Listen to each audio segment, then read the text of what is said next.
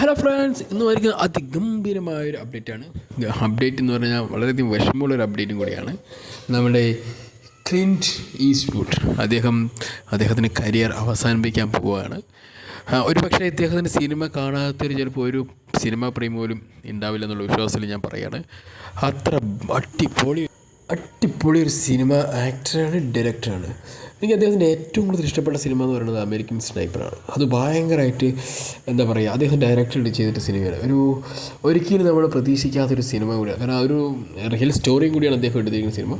പക്ഷേ എനിക്ക് ഭയങ്കര ഇഷ്ടപ്പെട്ട അമേരിക്കൻ സ്നൈപ്പർ ഭയങ്കര. പിന്നെ അതിനുശേഷം 2004 ഇറങ്ങിയിട്ടുള്ള $1 ബില്യൺ ലേഡി, അങ്ങനെയൊക്കെയല്ലേ, അതൊക്കെ ഒരു സത്യം പറഞ്ഞാൽ ഇദ്ദേഹത്തിൻ്റെ ഒരു സിനിമ എന്ന് പറയുന്നത് വെറൈറ്റിയാണ്. വെറൈറ്റി എന്ന് പറഞ്ഞാൽ നമ്മൾ സ്പിൽസ്ബർഗ് കാണുന്ന പോലെയും അല്ലെങ്കിൽ മറ്റ് ആക്ടേഴ്സ് മറ്റ് ഡയറക്ടേഴ്സിന് ചെയ്യുന്ന പോലെ തന്നെ ക്യാമറോണിനെ കാണും. അവരൊക്കെ പോലത്തെ ഒരു പ്രത്യേകതരം ഒരു വൈബ് പിടിച്ച് സിനിമ ചെയ്യുന്ന ഒരു വ്യക്തിയാണ്. അതോടൊപ്പം തന്നെ അവർക്കില്ലാത്തൊരു ക്വാളിറ്റി എന്ന് പറയുന്നത് ഇദ്ദേഹം ഒരു ആക്ഷൻ കൂടിയാണ്. ഇദ്ദേഹത്തിൻ്റെ സിനിമകൾ ആക്ടിങ് ഒരു ഭയങ്കര രസമാണ്. ഭയങ്കര ഒരു കരിഷ്മ നിറഞ്ഞൊരു അപ്പിയറൻസ് ആണ് സ്ക്രീനിൽ ഇദ്ദേഹത്തിന് കാണാൻ പറ്റും. പഴയ സിനിമകളൊക്കെ നോക്കുകയാണെങ്കിൽ ഇദ്ദേഹത്തിൻ്റെ സിനിമ കണ്ടിട്ടുണ്ടെങ്കിൽ ഒരു ഭയങ്കരമായിട്ട് ഒരു കിലുക്കാഴ്ച സാധനമാണ്. എനിക്ക് ഭയങ്കര ഇദ്ദേഹത്തിന് ഇഷ്ടമാണ്. ഇദ്ദേഹത്തിൻ്റെ സിനിമകളിൽ ഒന്നൊന്നായി പറയാൻ പോയി കഴിഞ്ഞാൽ ഇദ്ദേഹം 60 സിനിമയോളം കഴിഞ്ഞ 7 ഡെക്കേഡ്സിൽ ഇദ്ദേഹം സിനിമകൾ ചെയ്തിട്ടുണ്ട്, അഭിനയിക്കും ഡയറക്ടറൊക്കെ ചെയ്തിട്ടുണ്ട്. അപ്പോൾ ഈ 60 സിനിമകളിൽ ലിസ്റ്റ് അടിക്കുക പറഞ്ഞാൽ ഭയങ്കര റിസ്ക് ആയിരിക്കും. കാരണം അത് ഒന്നിനൊന്നിനും ബെറ്റർ ആയിട്ടുള്ള സിനിമയും കൂടിയാണ്. അതുപോലെ തന്നെ ഈ ന്യൂസ് കേട്ടപ്പോൾ ഞാൻ തന്നെ വളരെയധികം സാഡായി. ഞാൻ ഭയങ്കര ഒരു ഫോളോവറാണ് ഇതിൻ്റെ ഒരു ഹോളിവുഡ് മൂവീസൊക്കെ എനിക്ക് ഭയങ്കര ഇഷ്ടം. കാരണം ഹോളിവുഡിൻ്റെ ഏത് മൂവി നമ്മൾ കാണും. കാരണം അത്രമാത്രം ഒരു സിനിമ വിടാറില്ല. കാരണം അങ്ങനെ ഒരു ക്രിയേറ്റീവ് കണ്ടൻറ് ക്രിയേഷൻസ് പറയുന്നത് വളരെ വ്യത്യസ്തമായിരിക്കും അവരുടെ. അതുകൊണ്ട് തന്നെയാണ്. പിന്നെ അതിനുശേഷം നമ്മൾ കാണുന്നത് മലയാളത്തിൽ പിന്നെ അറിയാമല്ലോ, സെറ്റപ്പാണ്. അപ്പോൾ അങ്ങനെ കുറച്ച് സിനിമകളിലൊക്കെ കാണാനുള്ള താല്പര്യം കൂടുതലുള്ളത് ഇദ്ദേഹത്തിൻ്റെ ക്ലിൻറ്റ് ഈസ്റ്റ്വുഡിൻ്റെ മൂവീസ് പറയുന്നത് തന്നെ നമ്മളെ കുറച്ചുകൂടി ചിന്തിപ്പിക്കുകയും ഒരുപാട് ഒരു ആക്ഷൻ ഓറിയൻറ്റഡ് സിനിമയൊക്കെ ആയിരിക്കും ഉണ്ടാകും. പക്ഷേ അമേരിക്കൻ സ്നൈപ്പർ നിങ്ങൾ അങ്ങനെ പ്രതീക്ഷിക്കരുത്. പക്ഷേ അത് ഭയങ്കര രസമാണ്. അതിലൊക്കെ അഭിനയിച്ചിരിക്കുന്ന അഭിനയം നോക്കുകയാണെങ്കിൽ ആ സിനിമ എടുത്ത രീതി, അത്ര റിസ്ക്കി ആയിട്ടുള്ള പല ഷോട്ട്സുകളും നിങ്ങൾക്ക് അവിടെ കാണാൻ പറ്റും. അത്ര മനോഹരമായിട്ട് ശരിക്കും പറഞ്ഞാൽ ആ ഒരു ഫീൽഡ് വാർ ഫീൽഡിൽ നടക്കുന്ന ഒരു റിയൽ ലൈഫിനെ ശരിക്കും നമുക്ക് ആ ഒരു അമേരിക്കൻ സ്നൈപ്പറിൽ കാണാൻ പറ്റും. അത്ര മനോഹരമായിട്ട് ആ സിനിമ എടുത്തു വെച്ചിരിക്കുന്നത് കാണാൻ. പക്ഷേ ഇപ്പോൾ ഇദ്ദേഹത്തിന് ഒരു വിരാമം അല്ലെങ്കിൽ ഒരു റിട്ടയർമെൻറ്റ് എന്ന് പറയുന്നത് ചിലപ്പോൾ ഒരു പക്ഷേ ഹോളിവുഡ് മൂവിയിൽ എല്ലാവർക്കും തന്നെ അത്ഭുതമായിരിക്കും. കാരണം അല്ലെങ്കിൽ അദ്ദേഹം ഒരിക്കലും തന്നെ റിട്ടയർ ചെയ്യരുത് എന്ന് പറയുന്നതിന് ആഗ്രഹിക്കുന്ന ഒരു വ്യക്തി കൂടി ഞാനാണ്. കാരണം അദ്ദേഹത്തിൻ്റെ സിനിമയുടെ അദ്ദേഹത്തിൻ്റെ ക്രിയേറ്റീവും എല്ലാം തന്നെ ഈ ഒരു പുതുതലമുറയും കൂടി കണ്ടറിയേണ്ട ഒരു ആവശ്യകത ഉണ്ടെന്ന് ഞാൻ വിശ്വസിക്കുന്ന വ്യക്തിയാണ്. കാരണം നമ്മളിങ്ങനെ ചുമ്മാ ഒരു ന്യൂജൻ സ്റ്റൈലിലല്ല തന്നെ പഴയൊരു ഗ്യാങ്സ്റ്റർ ആണെങ്കിലും പഴയൊരു ഒരു പ്രത്യേകതരം വൈബി പിടിക്കുന്ന സിനിമകളാണെങ്കിലും എല്ലാം തന്നെ ഭയങ്കര രസമായിരിക്കും. അദ്ദേഹത്തിൻ്റെ ഒരു സ്റ്റോറി ടെല്ലിങ് രീതിയൊക്കെ തന്നെയാണ് അദ്ദേഹത്തിൻ്റെ ഭയങ്കര സൂപ്പറായിരിക്കും. മൈന്യൂട്ട് ലെവലിലൊക്കെ അദ്ദേഹത്തിൻ്റെ ഒരു ക്രിയേഷൻസൊക്കെ സൂപ്പറായിരിക്കും. അതിൽ $1 ബില്യൺ ആണെങ്കിലും ലേഡി ആണെങ്കിലും അടിപൊളി പടമുണ്ടോ. കാരണം ഞാനിത് 2004 കണ്ട ഒരു അടിപൊളി ഒരു റിംഗ് ബേസ് സിനിമ തന്നെ നല്ല രസമാണ്.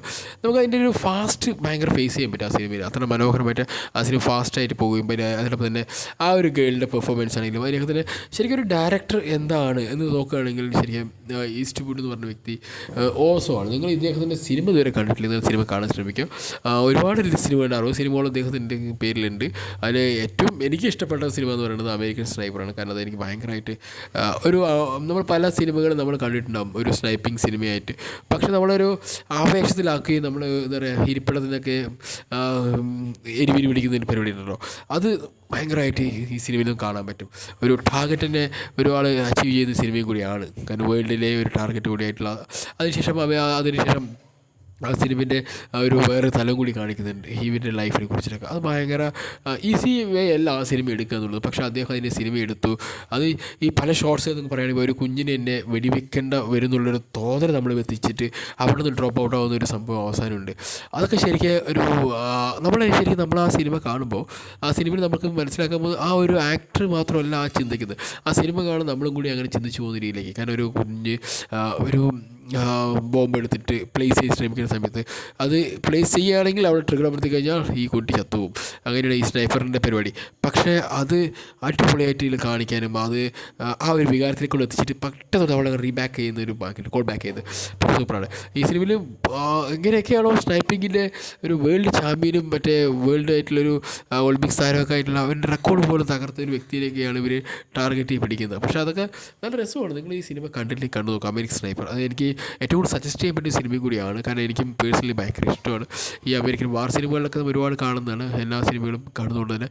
അതിൽ നിന്നൊരു വ്യത്യസ്തമായ സിനിമ എന്ന് പറയുന്നത് എനിക്ക് തോന്നിയത് അമേരിക്കൻ സ്നൈപ്പറിൻ്റെ ഈ ക്ലിൻറ്റ് ഈസ്റ്റ്വുഡിൻ്റെ സൂപ്പറാണ്. അപ്പോൾ എന്തായാലും ഇദ്ദേഹത്തിൻ്റെ ഈ റിട്ടയർമെൻറ്റ് സിനിമാ ലോകം ഞെട്ടി എന്ന് പറയുന്നതിനേക്കാളും ശരിക്ക് വേണ്ടായിരുന്നു എന്ന് പറയും. കാരണം ഇദ്ദേഹത്തിൽ നിന്ന് ഒരുപാട് സിനിമകൾ നമ്മൾ ഇനി പ്രതീക്ഷിക്കാവുന്നില്ല. അത് നമുക്ക് ഡയറക്റ്റ് ചെയ്താൽ മതി. ഇദ്ദേഹം ആക്ട് ചെയ്യേണ്ട ആവശ്യമില്ല.